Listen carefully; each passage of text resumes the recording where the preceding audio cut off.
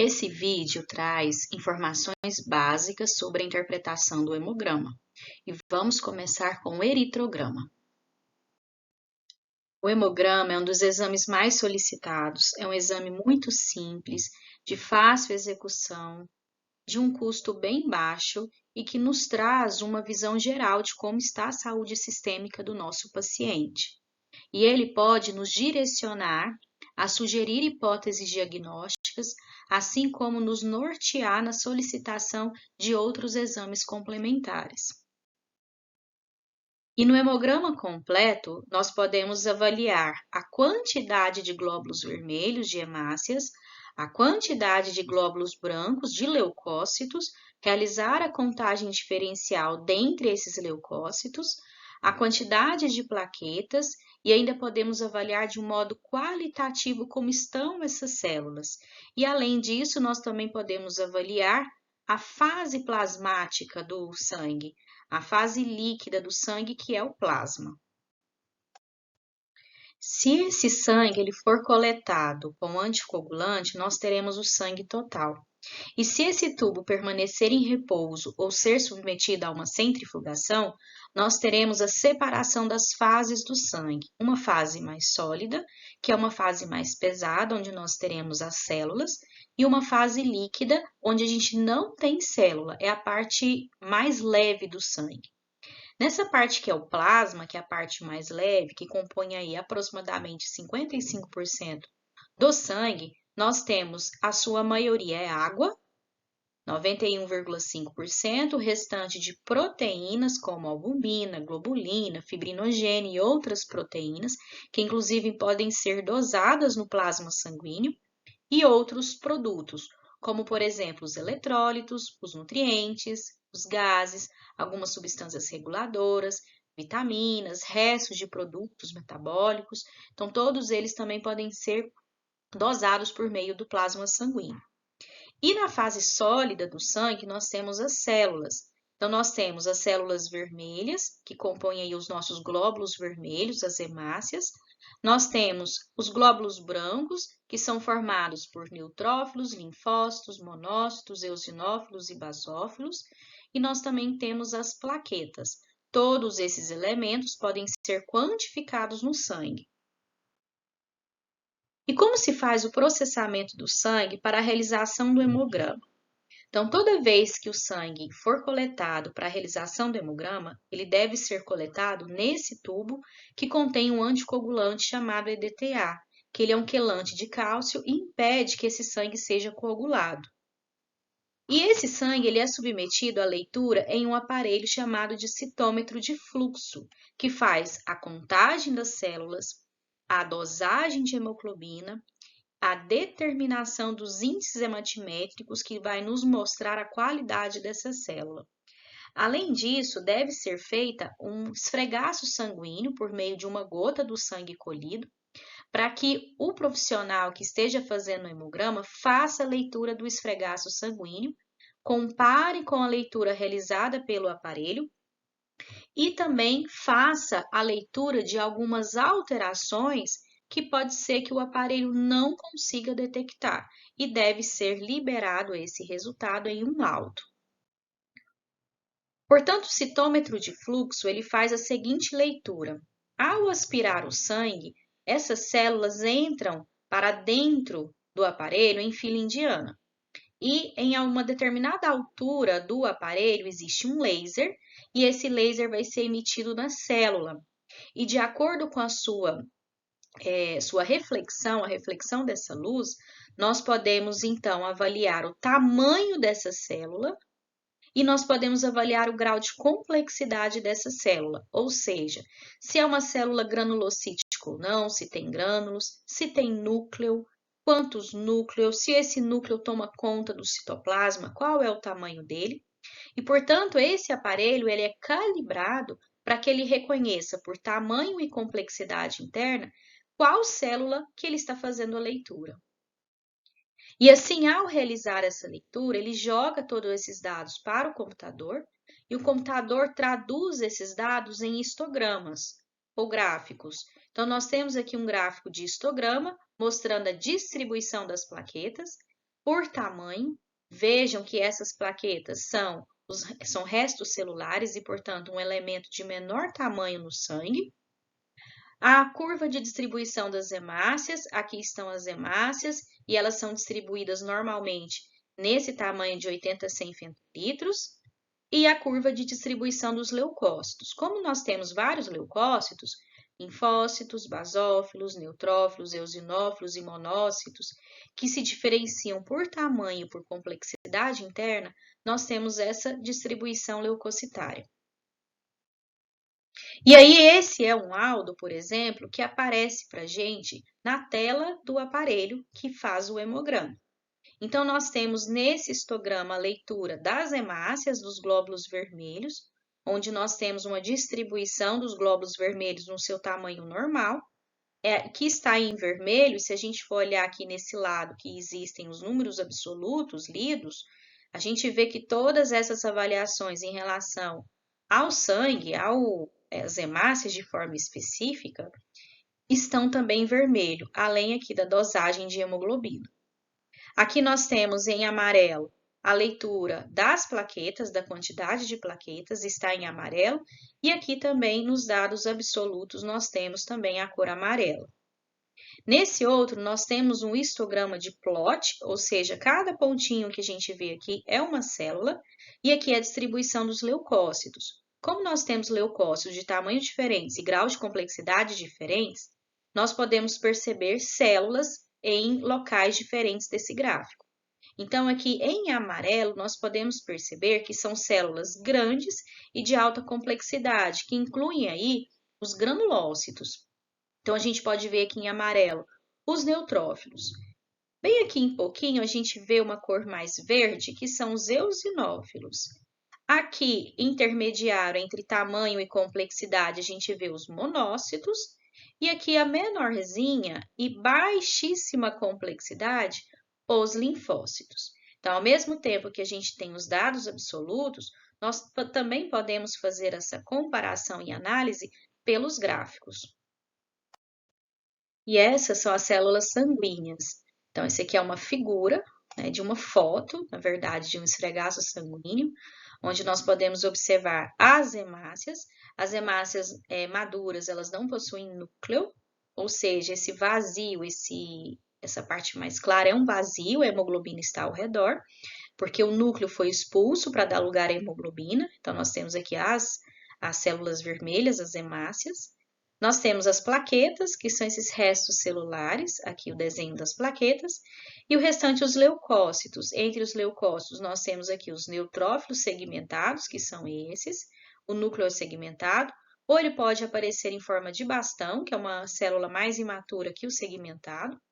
Nós temos os linfócitos, os monócitos, os eosinófilos e os basófilos. Então, essas são as células sanguíneas. Elas estão no sangue e podem ser recrutadas para o tecido em um processo inflamatório.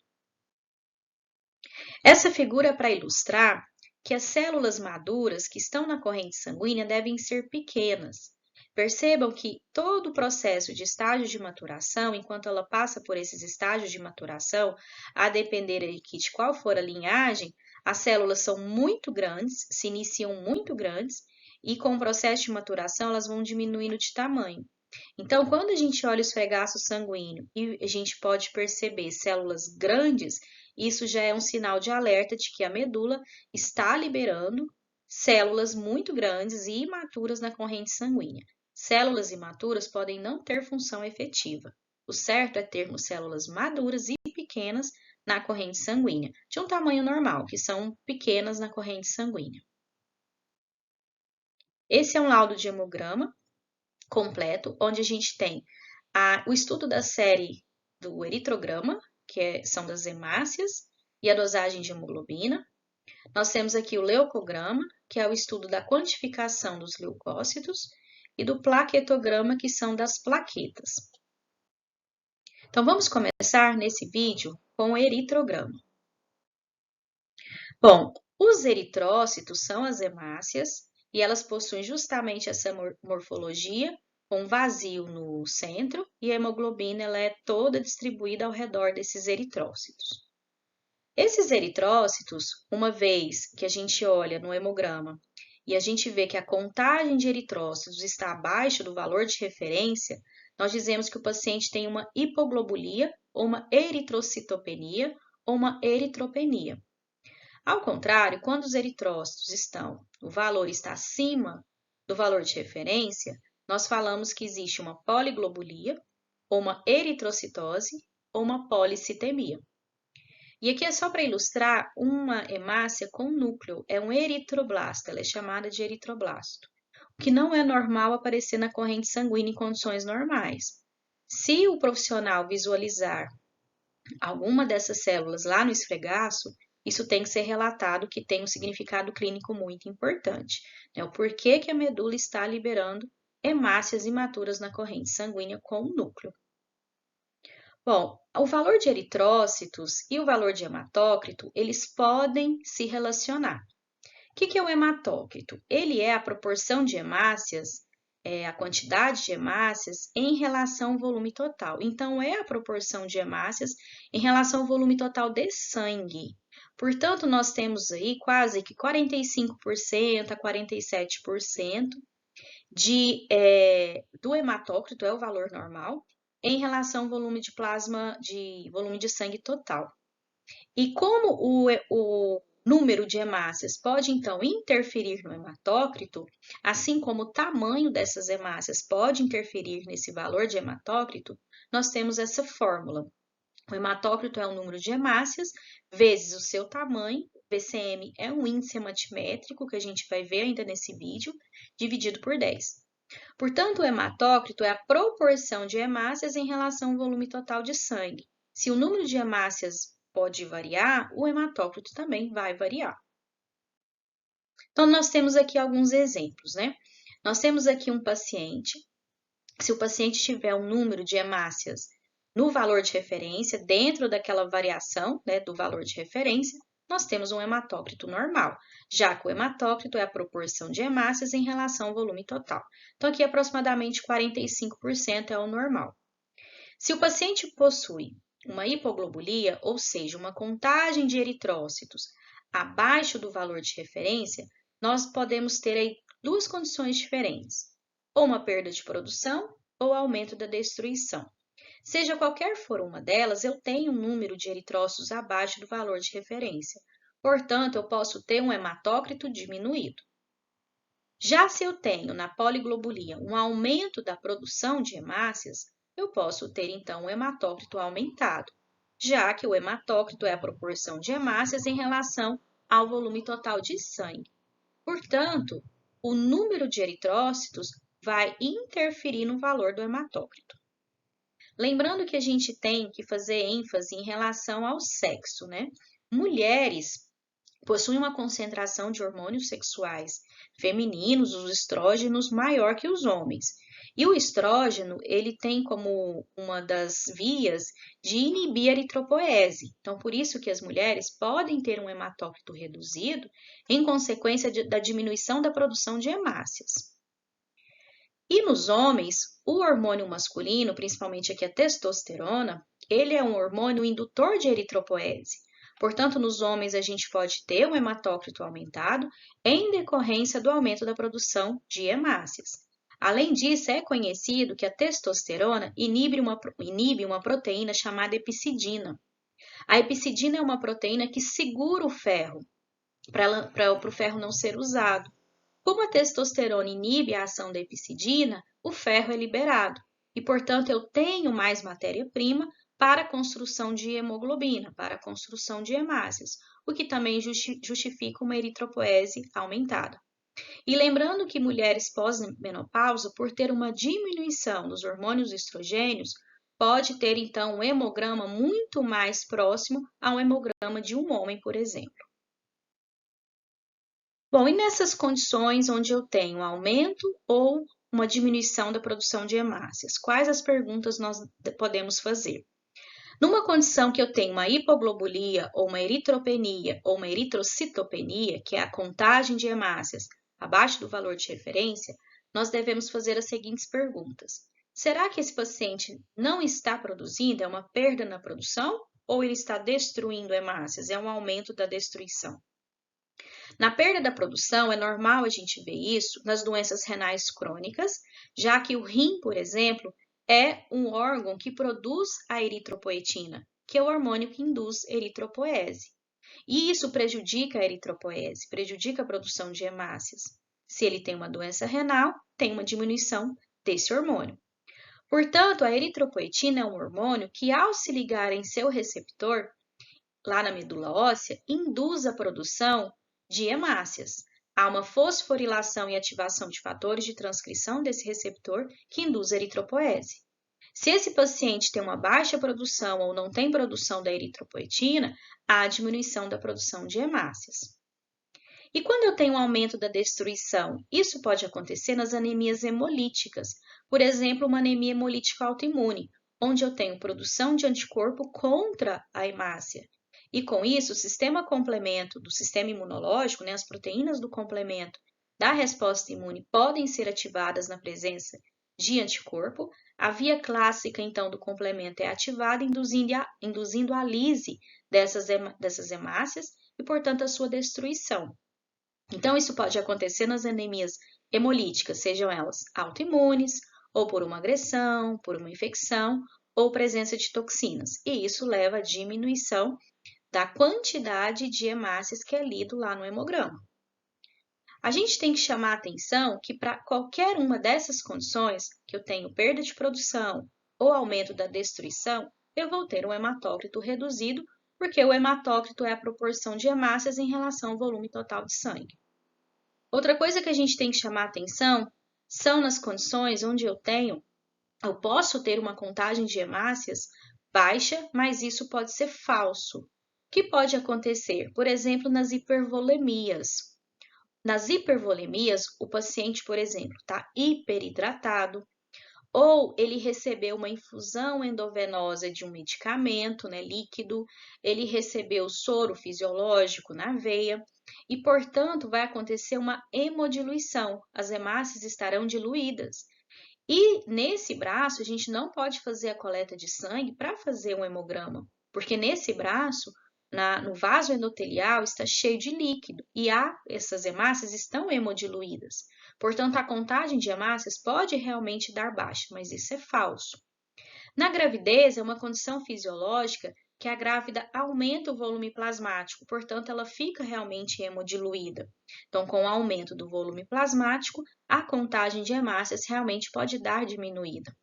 Assim como em outros casos, nas hemorragias a longo prazo, por exemplo.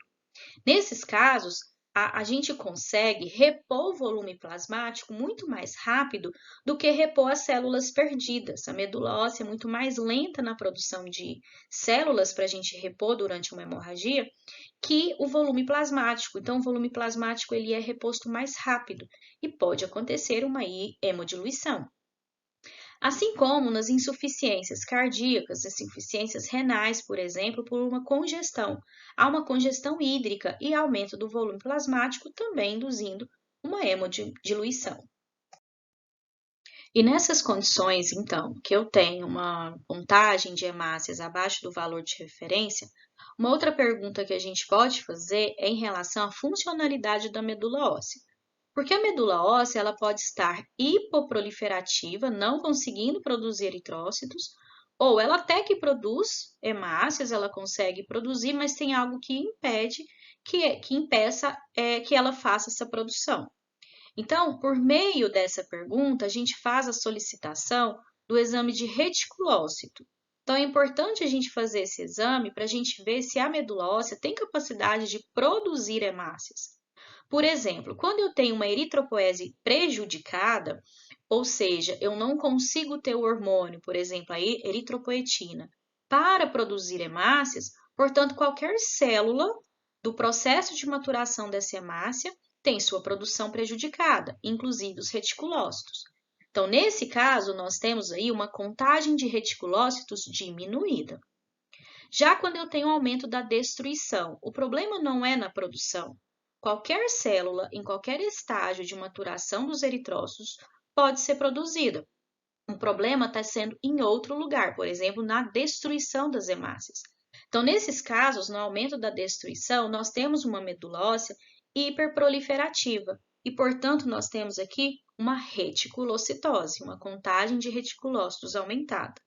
Então, é importante também a gente fazer essa solicitação da contagem de reticulócitos e determinação dessa contagem para que a gente avalie a funcionalidade da medula óssea. Se está havendo realmente um problema na produção dessas células em qualquer estágio de maturação dos eritrócitos ou não.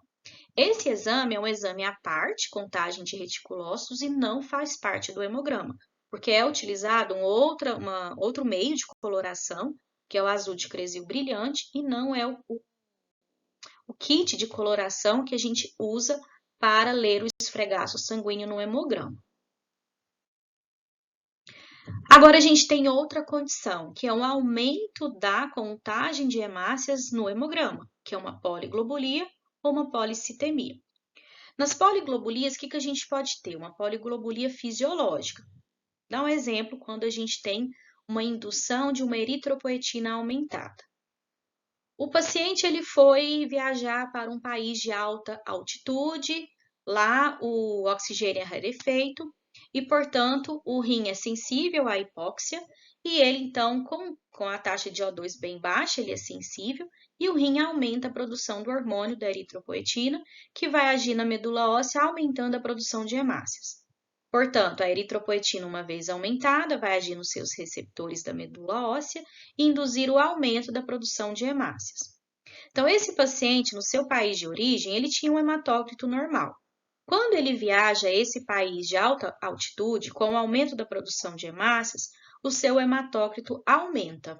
Quando ele retorna ao seu país, não tem mais essa necessidade de produção elevada de hemácias, o seu hematócrito se normaliza. Portanto, nessas condições, eu tive um momento de uma poliglobulia fisiológica, justamente por uma indução do aumento da eritropoetina. Portanto, o aumento do hematócrito ele é transitório, ele volta ao normal depois. Agora, eu tenho uma outra condição onde eu posso ter, nas policitemias, uma indução da ativação dos fatores de transcrição do receptor de eritropoetina, mesmo na ausência de eritropoetina. Isso aqui é um receptor mutado e ele fica sendo estimulado sem a presença do hormônio. Portanto, o paciente tem aumento da produção de hemácias, mesmo na ausência de uma indução pelo hormônio eritropoetina. Portanto, nesse paciente, o hematócrito ele está aumentado de forma persistente, o que é muito diferente da poliglobulia.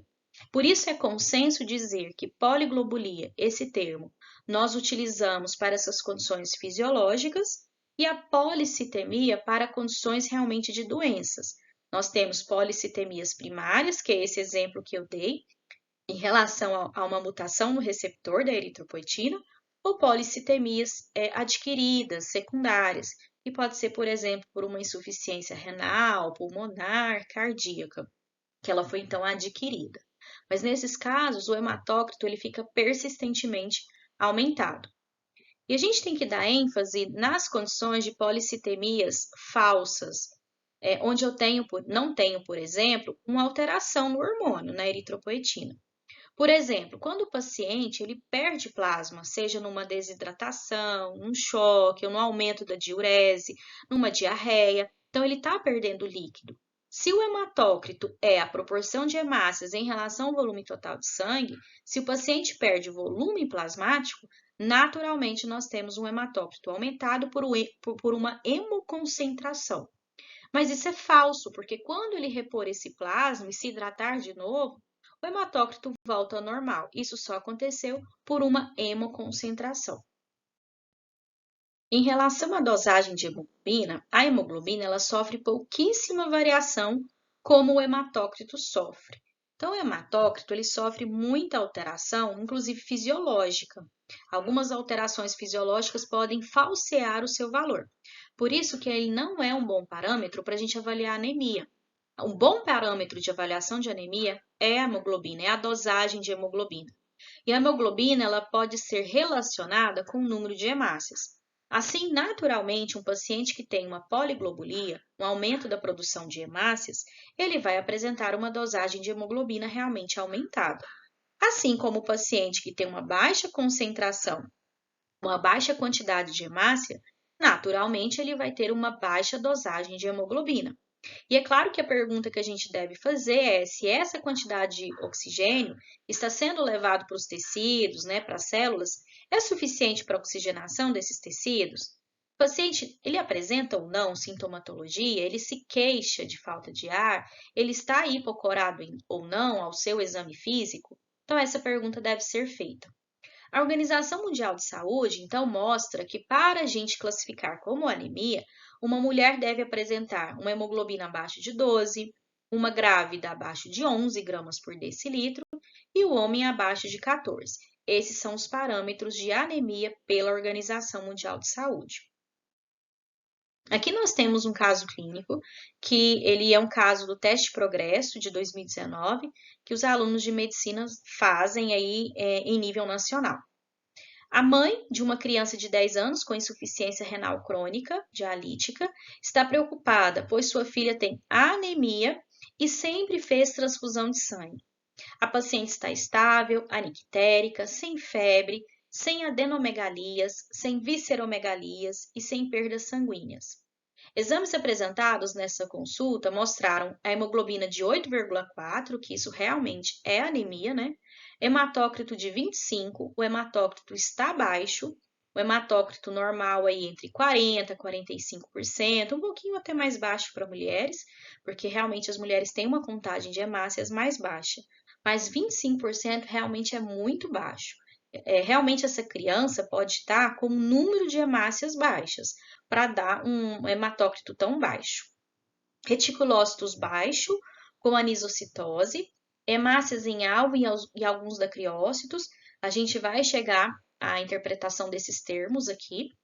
Então, para antecipar, a anisocitose é a variação no tamanho das hemácias, então tem hemácias aí de vários tamanhos, hemácias com algumas alterações de morfologia, né, de formato. Então, hemácia em alvo é quando a hemoglobina ela se precipita bem ali no centro. É muito característico das hemoglobinopatias, mas não é patognomônico, mas pode aparecer. E o dacriócito é uma hemácia em forma de lágrima e que não é patognomônico de doenças específicas, mas podem aparecer em algumas condições. Os leucócitos e as plaquetas estão normais, sem a presença de blastos no sangue periférico.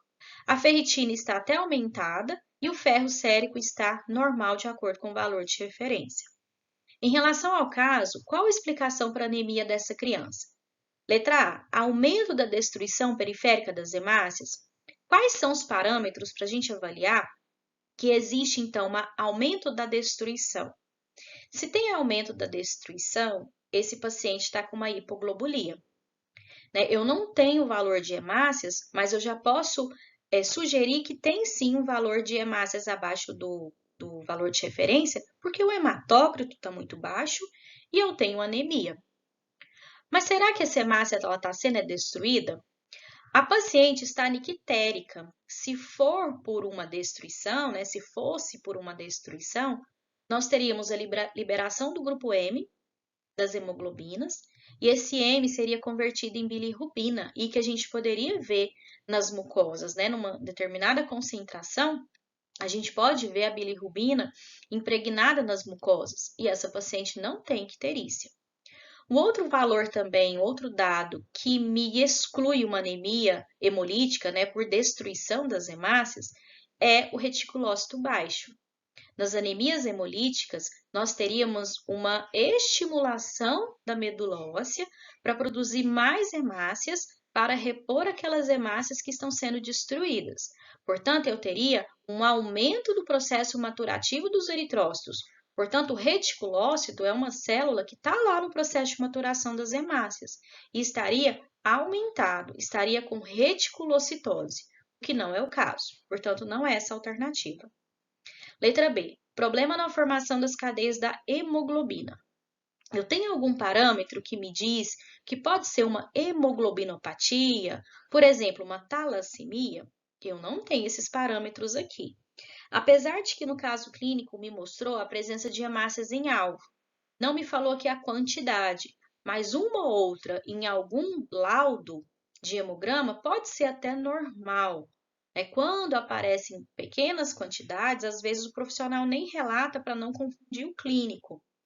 Nesses casos aqui, o paciente ela tem uma insuficiência renal crônica, o que não me fala que é uma hemoglobinopatia. Ela não tem clínica que ela tem uma hemoglobinopatia. Não existem dados que me falem desde o nascimento, desde a infância. Há algumas queixas, né? Então, não é uma hemoglobinopatia, eu não tenho dados para dizer isso. Letra C. Defeito na produção da célula-tronco medular também não é um defeito na medula óssea, porque se fosse, a gente teria leucócitos e plaquetas também em um número reduzido. Se a medula está com problema, qualquer população celular que ela produz estaria também em número reduzido, o que não acontece nesse caso. Alteração na secreção de eritropoetina, essa sim é a alternativa correta. Porque a paciente ela é renal crônica e o rim é o produtor do hormônio da eritropoetina. Portanto, se eu não tenho esse estímulo necessário para que produza hemácias, eu realmente vou ter o número de hemácias baixos.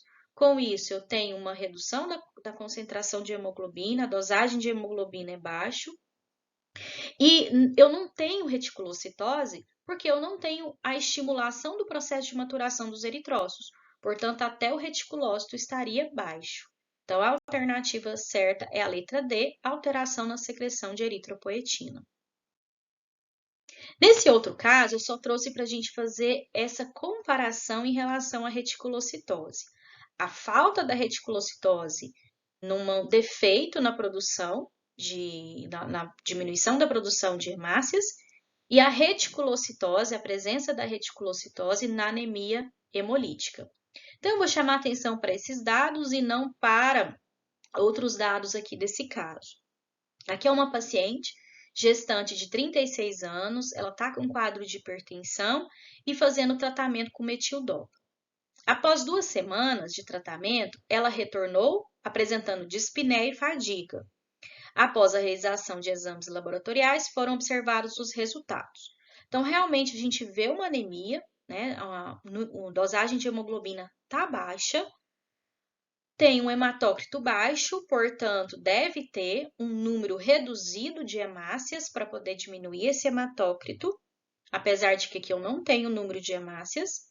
E vejam que ela tem uma reticulocitose, ou seja, ela está tendo sim estímulo para produzir hemácias, mas alguma coisa acontece que esse número de hemácias estão sendo reduzidas. Então, é o contrário do caso anterior. No caso anterior, eu não tenho estímulo para a produção da linhagem dos eritrócitos. Aqui eu tenho estímulo, mas alguma coisa acontece e essa hemácia está sendo destruída. Por que eu sei que ela está sendo destruída? Se a gente olhar, ela tem um cumbis direto aqui, ó, positivo. Então, ela tem anticorpo aderido à hemácia. O que o cumbis direto me diz? Positivo. Presença de anticorpo aderido à hemácia. Então, pode ser sim uma anemia hemolítica autoimune por produção de anticorpo contra a hemácia, já que o cumbis direto me diz isso, presença de anticorpo aderido à hemácia. E outra coisa, ela tem uma bilirrubina direta, total e indireta, todas aumentadas. Portanto, a hemácia pode estar sendo destruída, liberando o grupo M e ele sendo convertido em bilirrubina. Outros dados, a aptoglobina está baixa. O que é a aptoglobina? É uma proteína produzida pelo fígado e que se liga a essa hemoglobina livre. Essa aptoglobina que está aqui no exame é a aptoglobina livre. Portanto, como a aptoglobina está ligando à hemoglobina, que está sendo liberada das hemácias em hemólise, ela está sendo consumida e por isso aqui o exame está baixo. E a desidrogenase lática é uma enzima que está dentro dos eritrócitos. À medida que esse eritrócito sofre lise, libera essa enzima. E essa enzima, então, pode ser dosada. E por isso que ela está aumentada, me mostrando hemólise, que está ocorrendo lise de hemácias. Então, está tendo, sim, um quadro de anemia hemolítica autoimune, aqui é induzido por metildopa. Existem pelo menos 2 parâmetros, sim, que me indicam presença de hemólise.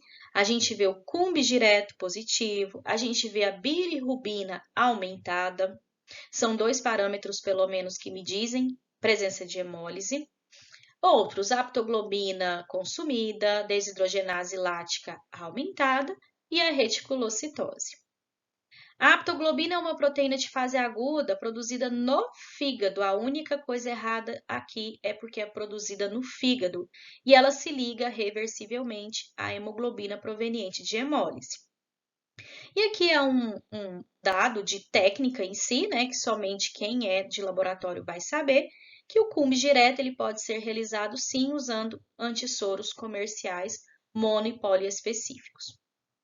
Então, na anemia hemolítica, nós temos reticulocitose e na deficiência de produção de hemácias, nós temos ausência de reticulocitose. Seguindo o nosso laudo de hemograma, nós já vimos então hemácias, quantidade de hemácias, o valor do hematócrito, a dosagem de hemoglobina e agora a gente segue para os índices hematimétricos, VCM, HCM, CHCM e RDW. O VCM é o volume corpuscular médio, ou seja, ele nos dá a ideia do tamanho das hemácias. E ele é dado por uma fórmula, hematócrito dividido por hemácia vezes 10, e a unidade é fentolitro, 10 a menos 15. Aqui nós temos uma imagem de hemácias com tamanho normal, que está dentro do valor de referência. Nesse caso, 80 a 100 fentolitro, mas lembrando que esses valores de referência podem variar de acordo com o aparelho que foi calibrado no laboratório. Então, se essas hemácias estão com tamanho normal, nós dizemos que é uma hemácia normocítica. Já quando nós temos hemácias com tamanho menor que o valor de referência, abaixo do valor de referência, nós dizemos que eu tenho uma hemácia microcítica. E ao contrário, quando eu tenho uma hemácia grande, acima do valor de referência do VCM, nós dizemos que eu tenho uma hemácia macrocítica. Podemos relacionar isso ao hematócrito. Se eu tenho hemácias pequenas, elas ocupam menos espaço. Portanto, a proporção de hemácias em relação ao volume total de sangue é pequeno, ele é reduzido. Por isso, hematócrito reduzido.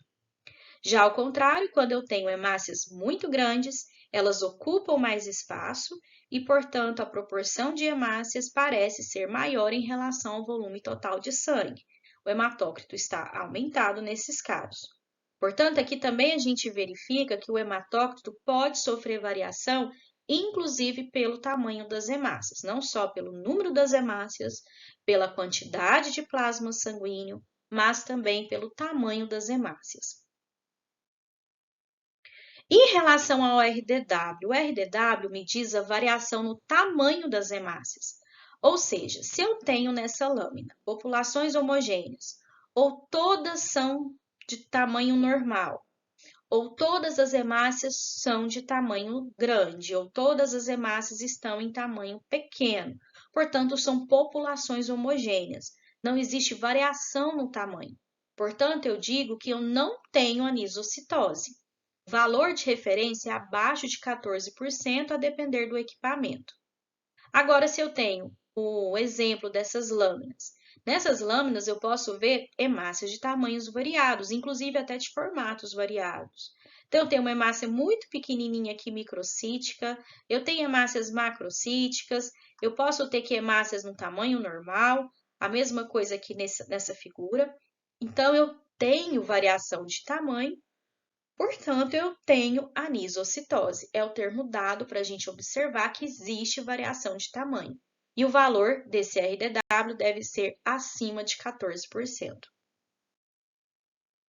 Aqui só para a gente relacionar o RDW com o tamanho das hemácias. Eu tenho a distribuição das hemácias de acordo com o seu tamanho, nesse gráfico. Portanto, é um gráfico normal, cujo tamanho das hemácias, a maioria delas estão entre 80 e 100 fentolitro. Portanto, eu não tenho muita variação no tamanho. A média é normocítica. Vejam nesses gráficos. Aqui eu não tenho muita variação no tamanho, uma população bem homogênea, mesmo que sejam, por exemplo, todas microcíticas. Mas eu não tenho variação no tamanho, portanto, meu RDW é normal. Eu não tenho anisocitose. Nesse outro caso, eu tenho até uma variaçãozinha pequena, mas vejam que a maioria delas é normocítica, porque a média, o VCM, me traz a média do volume. Então, a média é normal. O VCM pode dar normal e o RDW que pode dar alterado, me dizendo que pode ter ou não uma variação. Nesse caso, a variação é maior. Então, aqui eu tenho tanto hemácias pequenas como hemácias normais, por exemplo. Vejam que o meu RDW deu 22%. Isso me diz que eu tenho anisocitose, eu tenho variação no tamanho. Esse gráfico é um gráfico de um livro que eu adaptei para a gente ver essa relação de algumas anemias e como seria o valor do RDW. Na anemia ferropriva, por exemplo, há uma observação que o RDW ele é alterado, porque na anemia ferropriva falta é o ferro, é uma anemia por carência de ferro. Só que eu não sei qual que é a ingesta, quanto que é a ingesta de ferro do meu paciente dia a dia. Pode ser que um dia ele tenha comido nutrientes que têm mais ferro, no outro dia ele tem uma carência menor. Então, a produção de hemácias, a produção de hemoglobina e de hemácias pode variar a cada dia. Portanto, eu posso ter produções de hemácias de tamanhos diferentes. Se eu tenho carência de ferro, se eu tenho carência de hemoglobina, a membrana da hemácia ela acompanha o tamanho, a concentração de hemoglobina. Portanto, ela pode ficar microcítica. E aí eu tenho uma hemácia pequena. Se a ingesta de ferro foi melhor num outro dia, por exemplo, eu posso ter uma produção de hemácias normocíticas, de tamanhos normais. E quando a gente vai fazer o hemograma, o RDW me diz justamente isso, se existe ou não variação de tamanho das hemácias. Já nas talassemias, por exemplo, numa talassemia maior, todas as hemoglobinas estão mutadas, portanto, todas terão o mesmo tipo de formato, que geralmente é a hemácia em alvo, que a gente ainda vai ver nesse vídeo. Portanto, eu posso ter todas as hemácias microcíticas e não ter variação de tamanho, e ter ali um RDW próximo de 14%. Já nas talassemias menores, eu posso ter hemácias com tamanhos normais e um pouco de hemácias microcíticas, porque eu posso ter hemácias normais e outras hemácias que têm hemoglobina mutada. Então, eu posso ter uma variação também no RDW, ali próximo de 16%. Já na insuficiência renal crônica, eu não tenho essa relação. Eu não tenho essa alteração de tamanho. A deficiência é na produção de hemácias. E não leva a uma deficiência carencial, não é uma deficiência de tamanho ou uma alteração de tamanho em decorrência de uma deficiência da hemoglobina porque ela está mutada, é só uma deficiência de produção. Eu tenho uma diminuição da produção de hemácias, porém todas são do mesmo tamanho. Então, não tenho variação no RDW. Eu tenho um RDW normal, eu não tenho anisocitose. Já a alteração de formato, ela é dado o nome de poiquilocitose. A alteração de formato é poiquilocitose, enquanto a variação de tamanho é anisocitose. Então, nós temos aqui várias hemácias com formatos diferentes. Normalmente, esses formatos eles não são patognomônicos de uma condição só. Várias condições podem se sobrepor às hemácias em formatos diferentes, assim como pessoas saudáveis podem ter uma ou outra hemácia com formato alterado. E, portanto, quando a gente vê em um esfregaço uma quantidade muito pequena, uma ou outra hemácia, nós nem relatamos no laudo para não confundir o clínico. Porém, se a gente visualizar uma quantidade até significativa, elas devem ser relatadas no laudo. E quem faz esse tipo de análise é realmente o profissional que está fazendo a contagem e olhar a verificação do esfregaço sanguíneo. Normalmente o aparelho não consegue detectar essas alterações de formato. Então, eu tenho aqui hemácias que são chamadas de hemácias em alvo ou codócitos, que são essas hemácias que têm um precipitado da hemoglobina bem no centro. Isso aqui é bem característico de talassemia.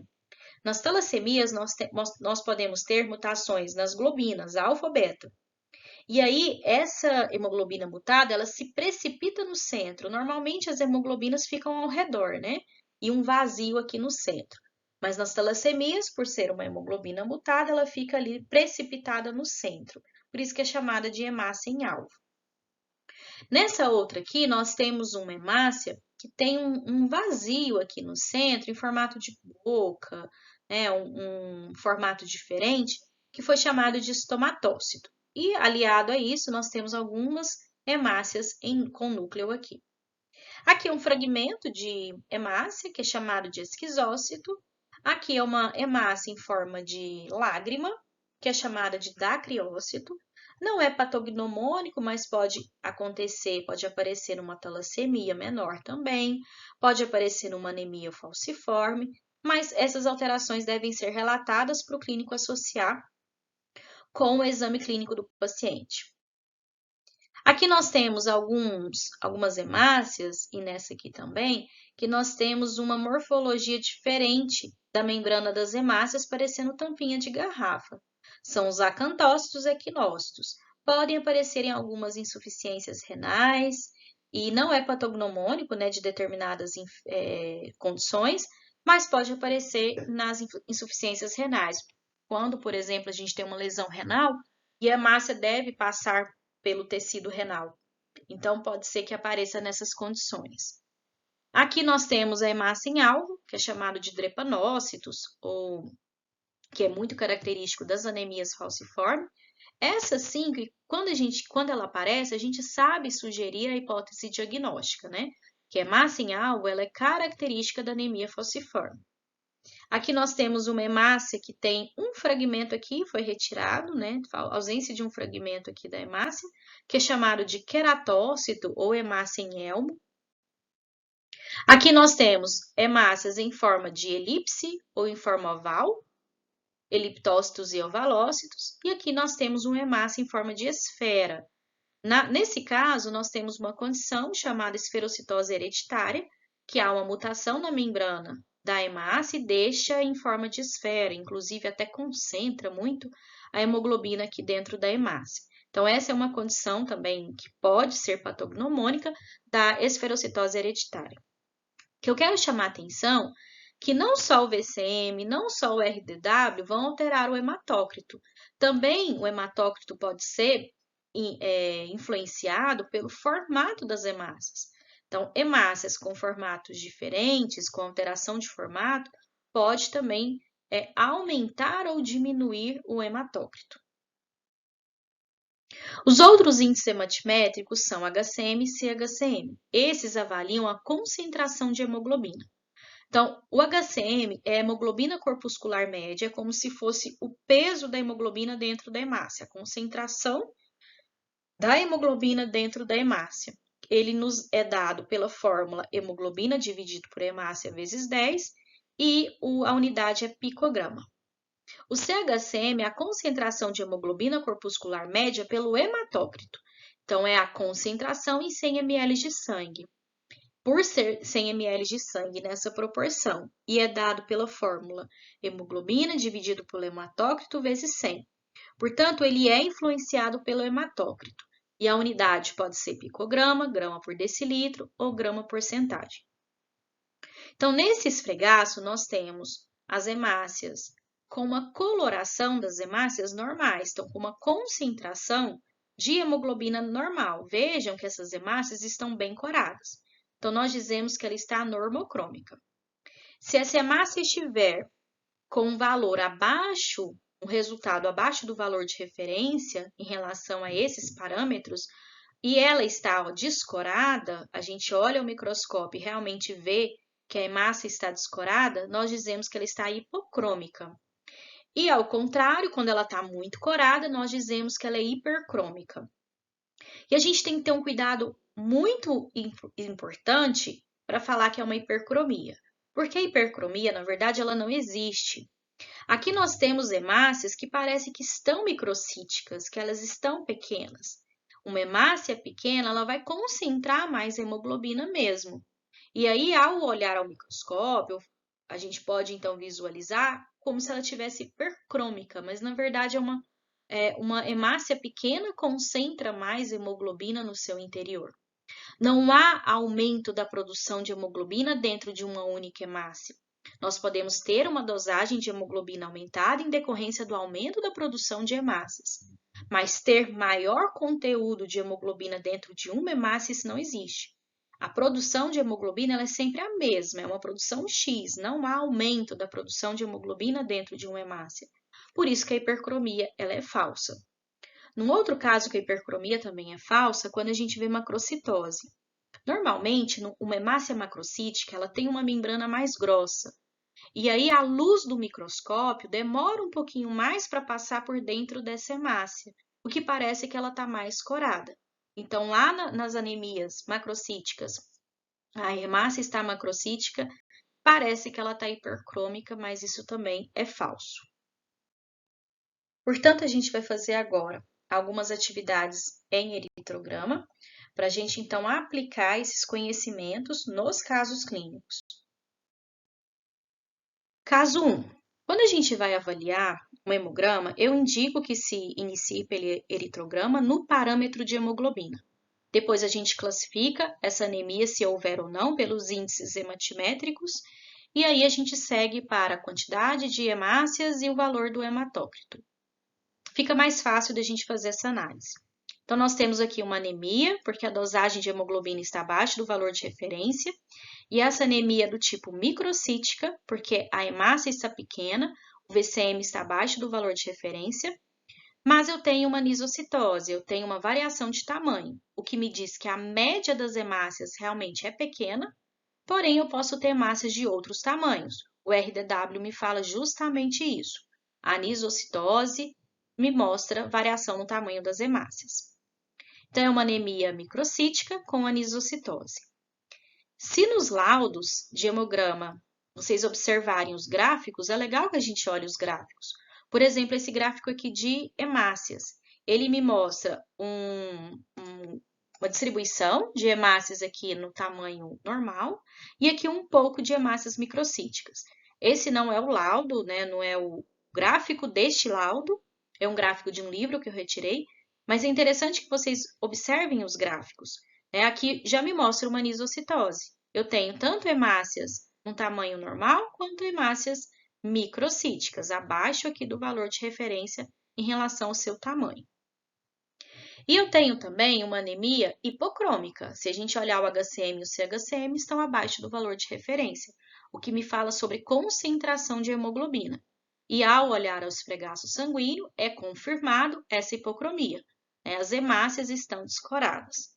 E o profissional que fez esse hemograma, ele lauda também de uma forma escrita, lá no laudo, a presença de hemácias microcíticas e normocíticas. E interessante que a gente pode liberar de uma forma semi-quantitativa, o que nos dá uma ideia da quantidade de hemácias pequenas e hemácias normais na lâmina analisada, com anisocitose e hipocromia. A gente ainda não avaliou o leucograma, mas a gente já percebe que não tem nenhum sinal de inflamação. Seguindo aqui, a gente tem uma quantidade de hemácias que está baixa, do limite inferior desse exame, a gente tem uma eritropenia, o que pode, então, se relacionar com a diminuição do hematócrito, já que o hematócrito é a proporção de hemácias em relação ao volume total de sangue. Quais as hipóteses diagnósticas a gente pode levantar em relação a esse caso? Bom, eu fiz algumas relações. Anemia ferropriva, hemoglobinopatia, anemia da inflamação e anemia sideroblástica. Eu já vou descartar a anemia da inflamação porque a gente percebe aqui no leucograma que eu não tenho sinais inflamatórios. E a gente vai falar sobre leucograma num próximo vídeo. Então, eu já desconsidero a anemia da inflamação. E aí eu vou ficar com anemia ferropriva, hemoglobinopatia e anemia sideroblástica. Para isso é interessante a gente ter os dados clínicos do paciente. É um homem de 19 anos, ele é branco e ele se queixa de fraqueza, cansaço, palidez, tontura e falta de ar às semanas. Isso é bem característica de uma anemia ferropriva mesmo. Por que não uma hemoglobinopatia, que eu já descartei? Uma hemoglobinopatia, o indivíduo ele nasce com esse tipo de condição, a mutação na cadeia da globina. A queixa é desde a sua infância. E há também algumas características que me levam a crer que a hemoglobinopatia, até características físicas. E eu tenho aqui um outro caso que a gente vai discutir sobre hemoglobinopatia. Então, eu não tenho dados clínicos para me dar confiança e me dizer que é uma hemoglobinopatia. E, aliás, até o teste do pezinho hoje pega essas hemoglobinopatias. Então, eu vou para aquilo que é mais prevalente em relação a esses dados clínicos, né? Fraqueza, cansaço, tá hipocorado, tá com tontura e falta de ar. Me parece que realmente é uma anemia carencial. E eu penso em anemia ferropriva. Então, por meio dessas sugestões, nós podemos, então, o hemograma me direciona para pedir outros exames adicionais, como, por exemplo, todos esses descritos, principalmente aqui ferro sérico, ferritina, índice de saturação da transferrina e transferrina. Então, o que a gente vai ter em relação a esses exames? Se for realmente uma anemia ferropriva, eu tenho ferro sérico baixo, ou pode até estar normal, porque o ferro sérico é normalmente a ingesta do ferro diariamente, mas eu vou ter a ferritina diminuída, que é o meu armazenamento, eu vou ter índice de saturação da transferrina também diminuído, que é a quantidade de transferrina que está ocupada pelo ferro e ela transporta esse ferro. Se não tem ferro, ela não está saturada. Então, ela está de uma forma bem baixa, né? De uma saturação bem baixa. E a transferrina livre, que é a transferrina que transporta o ferro, estará aumentada. Normal a aumentada. Isso porque, se eu não tenho ferro para transportar, ou numa quantidade baixa, ela pode estar normal a aumentada. Em relação aos reticulócitos, bom, me falta matéria-prima para construir hemoglobina para eu ter as hemácias. Portanto, vai faltar também o reticulócito, que faz parte do processo maturativo das hemácias. O número de reticulócitos pode estar normal ou abaixo. O que eu tenho que interpretar é que me falta a reticulocitose, me falta o aumento desses reticulócitos, porque me falta a matéria-prima para a construção da hemoglobina para eu ter hemácias. E aí eu também vou desconsiderar, se for esses resultados, anemia sideroblástica. Na anemia sideroblástica, eu tenho um depósito de ferro na medula óssea, portanto, o ferro estaria aumentado e não diminuído. Segue-se, então, para tratamento, se for realmente anemia ferropriva, com reposição de ferro oral ou intramuscular, venoso e de acordo com a conduta médica. O interessante é, eu fiz o tratamento, repus o ferro, aí eu faço de novo o hemograma. O hemograma reverteu, voltou ao normal, a clínica também se reverteu. Então, se hemograma e clínica se reverteram, a gente pode então confirmar que realmente era anemia ferropriva.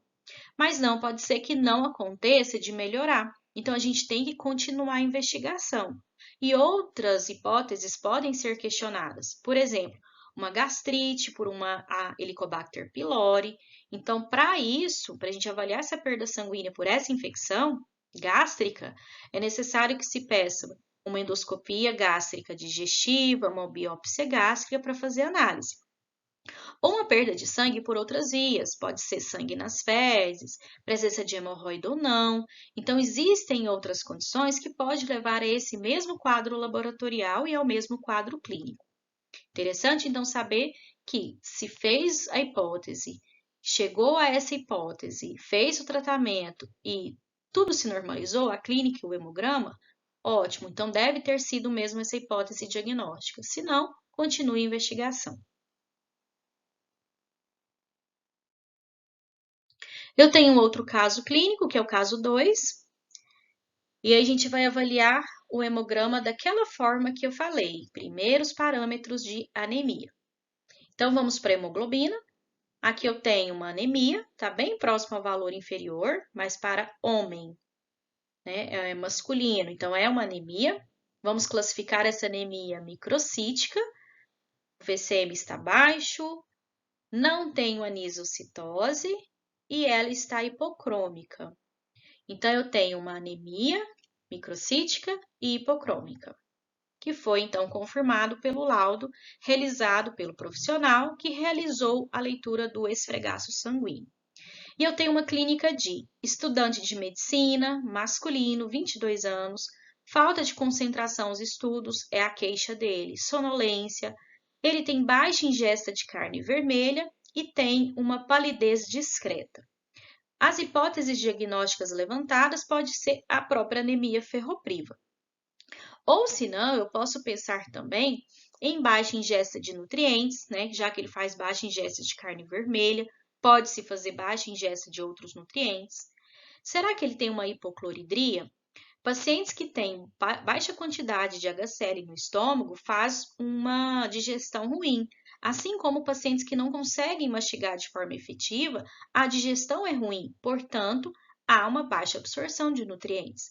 E interessante também fazer a pergunta para esse paciente se ele faz o uso de medicamentos que alteram a bomba de prótons, como os prazóis, omeprazol, por exemplo, que faz então essa alteração da bomba de prótons e diminui também a concentração ou absorção de nutrientes.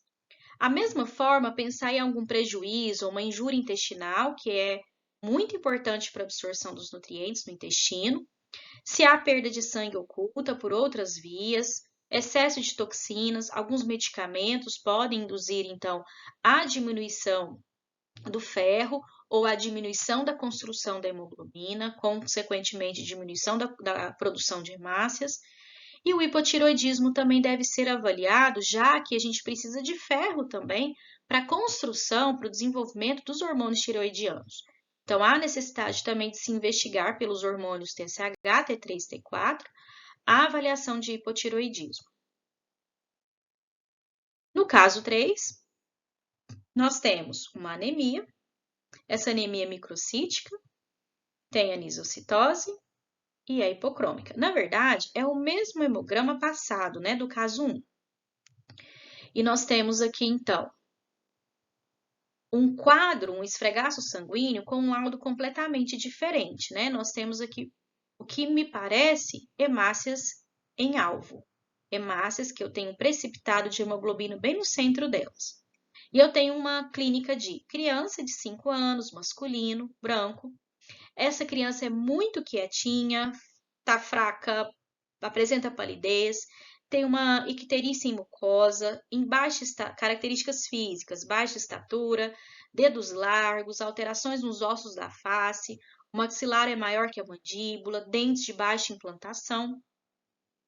E aí eu posso pensar em hemoglobinopatias, já que eu tenho aqui uma criança, eu tenho queixa que é desde a infância. E olha só para essas alterações do RDW para a gente poder relacionar a outras anemias. Bom, a gente viu que na anemia ferropriva a gente pode ter então uma alteração muito grande do RDW, que é em decorrência da ingesta de ferro, da diferença, né, das ingestas de ferro que são a concentração é muito diferente a cada dia. Então, eu posso ter uma variação no tamanho das hemácias, assim como numa talassemia menor, que eu posso ter hemoglobinas normais, ó, normal, uma hemoglobina com aparência normal e uma hemoglobina que está mutada e que me traz uma alteração de formato, uma poiquilocitose. Portanto, eu posso ter RDWs que me mostram variações de tamanho. Então, aqui é do formato, mas eu posso ter tamanho diferente entre elas. E nas talassemias maiores, todas as hemácias devem ser hemácias em alvo. Então, todas são microcíticas. E eu não tenho variação no tamanho, uma talassemia maior, por exemplo. E aí foi-me trazido esse laudo me dizendo presença de hemácias microcíticas e normocíticas, o que me confirma a anisocitose, estão hipocrômicas e a presença de hemácias em alvo, duas cruzes de 3 cruzes. E com essa clínica, eu tenho aí uma hipótese de uma anemia que vem desde a infância. Então, não é uma anemia carencial, talvez. Pode ser uma anemia que é ligada a uma hemoglobinopatia, por exemplo, uma talassemia. Para as talassemias, nós podemos investigar com outros exames, principalmente a bilirrubina, já que uma hemácia alterada morre mais cedo, portanto, libera uma quantidade de hemoglobina, que vai ser convertida em bilirrubina, e a gente vai ver isso na dosagem da bilirrubina total e das suas frações. Uma hemácia vive entre 90 e 120 dias normalmente. Uma hemácia alterada, ela vai viver menos e vai morrer mais cedo, mais precocemente. O screening neonatal, né, o teste do pezinho me traz a predição aí de algumas hemoglobinopatias, se o paciente tem ou não a hemoglobinopatia. E a eletroforese de hemoglobina até para a gente descartar outras hemoglobinopatias, outras anemias que me mostram mutações na hemoglobina. Então, eu posso também descartar outras, diferente das talassemias. Em relação aos reticulócitos, eles vão estar altos. Por quê? Vai ter uma reticulocitose. Porque não é uma falha na produção. Eu produzo hemoglobina, mas eu produzo uma hemoglobina mutada. E toda hora a medula óssea tenta repor essa quantidade de hemoglobina que não está sendo suficiente para oxigenar os tecidos, já que ela é mutada. Então, há um aumento do processo de maturação dos eritrócitos. Com isso, há aumento da população de reticulócitos. Então, eu tenho reticulocitose.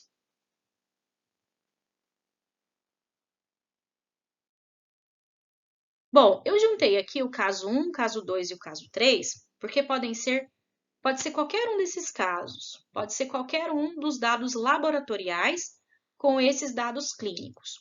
Palidez progressiva, episódios de icterícia recorrente, crises álgicas em articulações, músculo e ossos e hepatoesplenomegalia. Nesse caso, nós estamos diante de um quadro clínico diferente, porém com o mesmo laudo laboratorial. Mas uma coisa me chama atenção no laudo. É uma anemia microcítica hipocrômica com a presença de drepanocitose, drepanócitos. O drepanócito, ele é uma alteração de formato da hemácia em forma de foice, que é característico da anemia falciforme. A anemia falciforme é uma mutação na cadeia 6 da beta-globina e o ácido glutâmico ele foi substituído pela valina, o que deixa a hemoglobina com uma característica diferente, uma morfologia diferente. Ela se polimeriza e ela fica dura. E a membrana da hemácia, ela acompanha essa hemoglobina mutada polimerizada, dando esse aspecto de foice.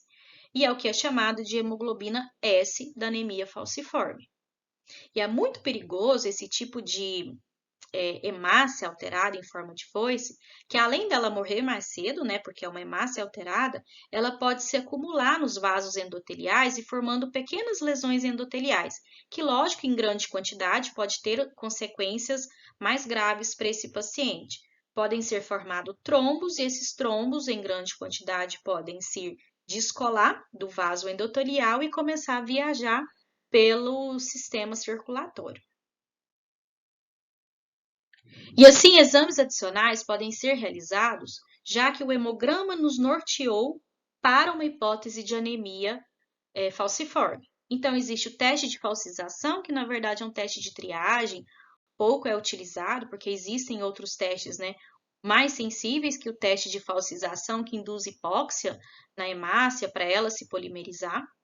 O teste de solubilidade da hemoglobina, a eletroforese de hemoglobina, que a gente vai ver realmente a hemoglobina S, as cromatografias, o screening neonatal, o teste do pezinho pode pegar anemia falciforme, a concentração aumentada de bilirrubina, já que é uma hemácia danificada, que vai morrer mais cedo, e o grupo M vai ser convertido em bilirrubina, e a gente consegue dosar e ver que essa concentração está alta na corrente sanguínea, assim como a DHL. A desidrogenase lática é uma enzima que está dentro das hemácias.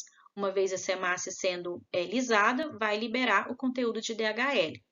E a aptoglobina, que é uma proteína que transporta hemoglobina, vai estar baixa, porque ela vai estar sendo consumida.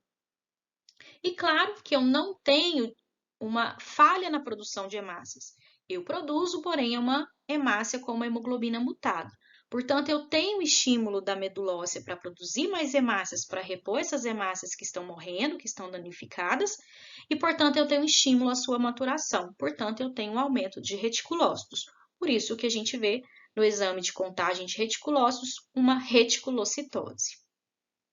Lembrando que, pela indução de lesões endoteliais induzidas por essa hemácia, por acúmulo de hemácias em forma de foice, eu posso ter um aumento da atividade das plaquetas, formando ali um tampão plaquetário para conter possíveis hemorragias nos vasos endoteliais, e eu posso ter, então, um aumento do número de plaquetas, que é uma trombocitose ou uma plaquetose reacional em decorrência do seu consumo, do aumento do seu consumo.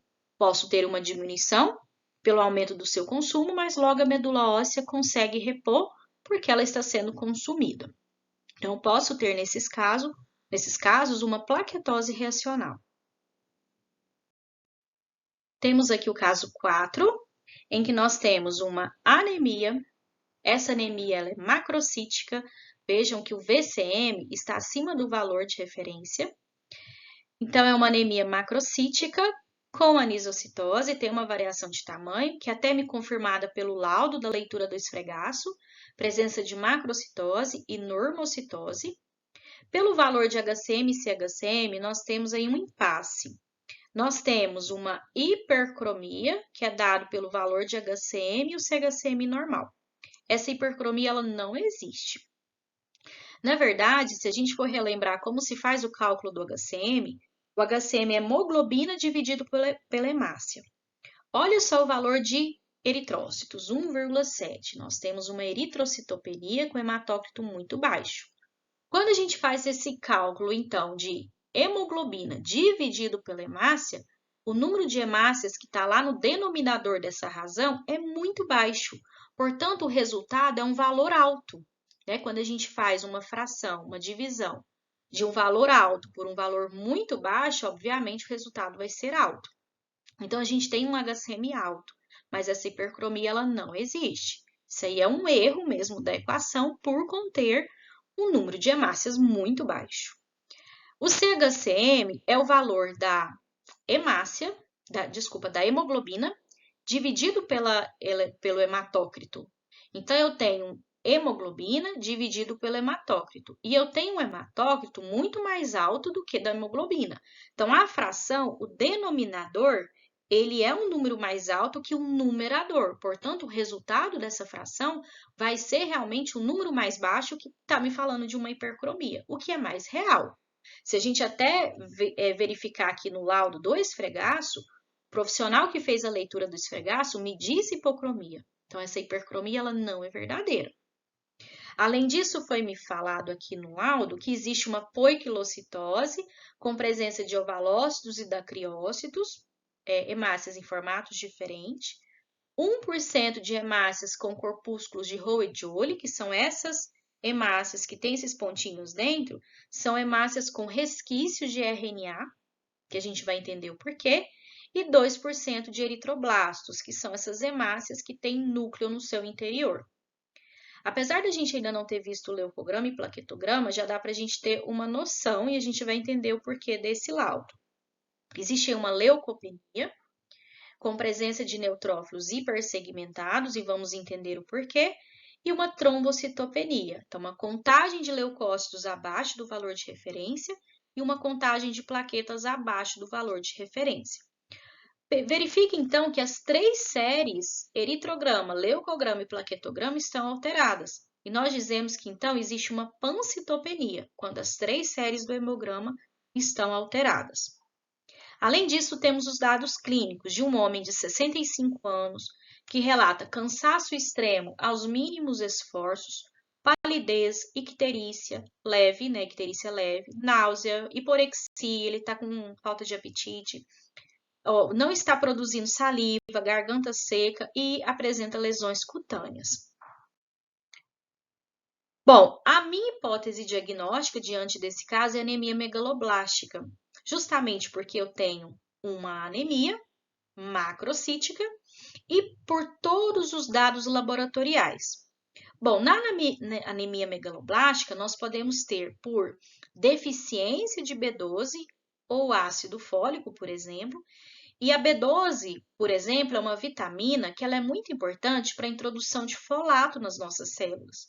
O ácido fólico é importante para a incorporação de purinas e pirimidinas. Portanto, eles são essenciais para a célula entrar em divisão celular. Na ausência desses nutrientes, a célula tenta entrar em divisão celular, mas não consegue porque ela não tem os mediadores, os elementos que induzem essa divisão celular. Então, a tendência é que a célula fique muito grande mesmo. Como a gente viu, uma célula imatura, ela é grande. Por isso que a gente vê uma hemácia megaloblástica, uma hemácia macrocítica.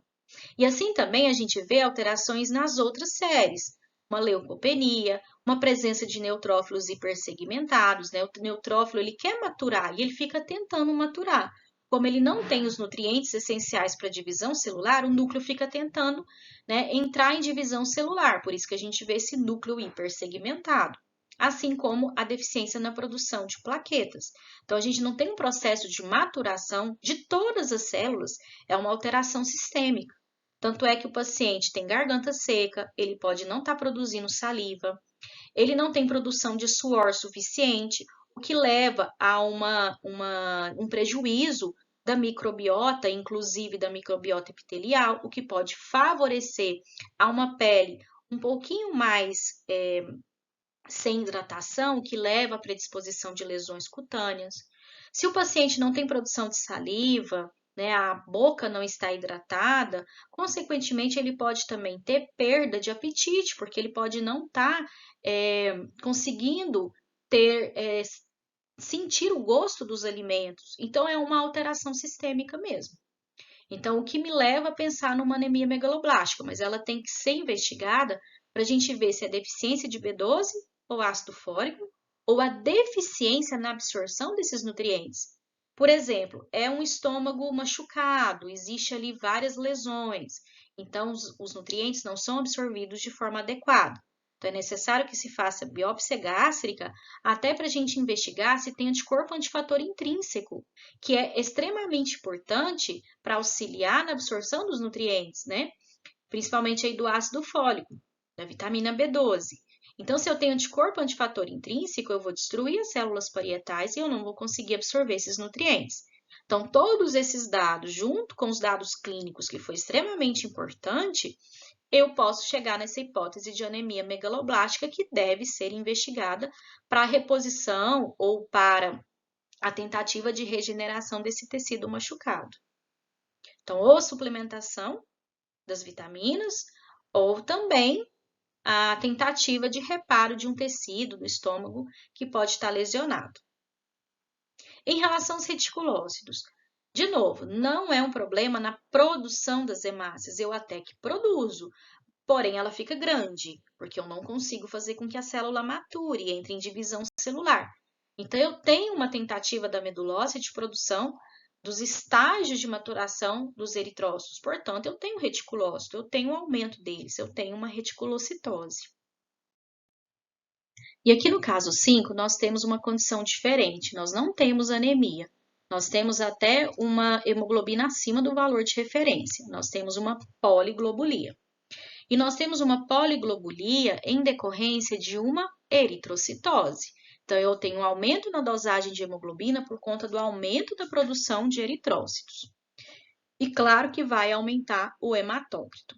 Vejam que eu tenho hemácias pequenas e são hemácias com alteração de tamanho, né? Eu tenho tanto normocitose quanto microcitose na lâmina analisada e eu tenho também hipocromia. Não é por conta de uma dosagem de hemoglobina alta que eu vou ter hipercromia. Não. Essa hipercromia, essa dosagem de hemoglobina alta, ela é devido ao aumento do número de eritrócitos e não à concentração de hemoglobina dentro de uma única hemácia. E além disso, no laudo, a pessoa que fez a leitura do esfregaço pode ainda me relatar que realmente existe a hipocromia.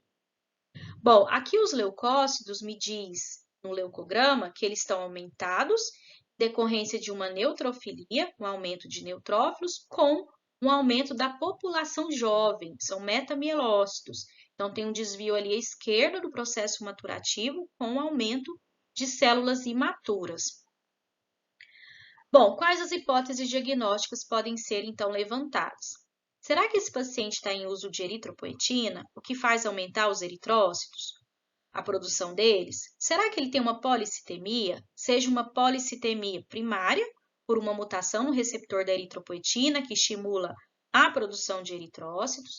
Eu posso ter até algumas clínicas relacionadas a isso, umas características específicas, Ou é uma policitemia secundária, que foi induzida por uma hipóxia, uma insuficiência cardíaca que leva a uma congestão, uma insuficiência renal, uma insuficiência pulmonar, uma doença pulmonar obstrutiva crônica, o DPOC, que leva à retenção de CO2, baixa tensão de oxigênio, e eu preciso aumentar a produção de eritropoetina para induzir aumento de hemácias, para aumentar, então, o transporte de oxigênio.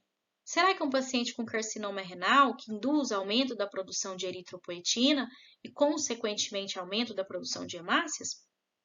E aí eu tenho os dados clínicos de um homem de 65 anos, apresentando dispneia progressiva aos esforços, tosse crônica, geralmente produtiva e sibilância, e é tabagista crônico. Portanto, em relação ao fato dele ser fumante crônico, eu posso relacionar a uma policitemia secundária induzida por um DPOC, uma doença pulmonar obstrutiva crônica, que nesses casos, se eu fizer uma gasometria, ele vai ter uma pressão de O2 reduzida porque ele está retendo o CO2. E aí o rim se sensibiliza a essa falta de oxigênio, induz o aumento da eritropoetina e por isso que a gente vê uma eritrocitose e uma poliglobulia. A espirometria é um outro tipo de exame que pode ser feito para avaliar a função ou a ventilação pulmonar, a função pulmonar em si. É um exame mais específico. Então, nesse caso, eu tenho uma condição diferente. Eu tenho uma poliglobulia em decorrência de uma DPOC. E nos próximos vídeos, nós vamos ver a análise do leucograma e do trombograma, dos leucócitos e das plaquetas.